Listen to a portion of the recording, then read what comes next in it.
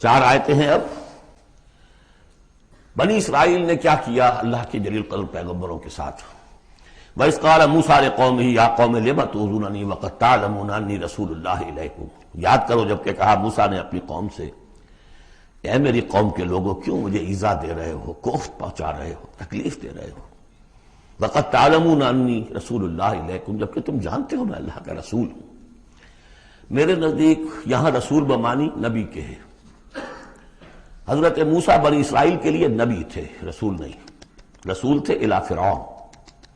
جہاں کہیں ذکر آیا بحیثیت رسول الی فرعون وملئہ، الی فرعون وملئہ، الی فرعون وملئہ، کیونکہ رسول کے بعد قاعدہ یہ ہوتا ہے کہ پھر رسول کی بات نہ مانے تو قوم ہلاک کی جاتی ہے.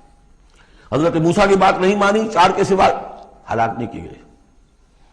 تو حضرت موسیٰ کی حیثیت بنی اسرائیل کے لیے نبی کی ہے، لیکن آل فرعون کے لیے وہ رسول تھے. مانو مجھے اور میرے ساتھ واپس کرو ان کو، بنی اسرائیل کو.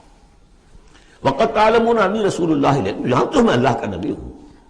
فَلَمَّا زَاغُوا، جب وہ کج ہو گئے، ٹیڑھے ہو گئے، أَزَاغَ اللَّهُ قُلُوبَهُمْ، اللہ نے بھی ان کے دلوں کو ٹیڑھا کر دیا. یہ بہت اہم آیت ہے جو قرآن مجید میں جتنی مرتبہ آیا اللہ نے انہیں گمراہ کر دیا، اللہ نے مہر لگا دی.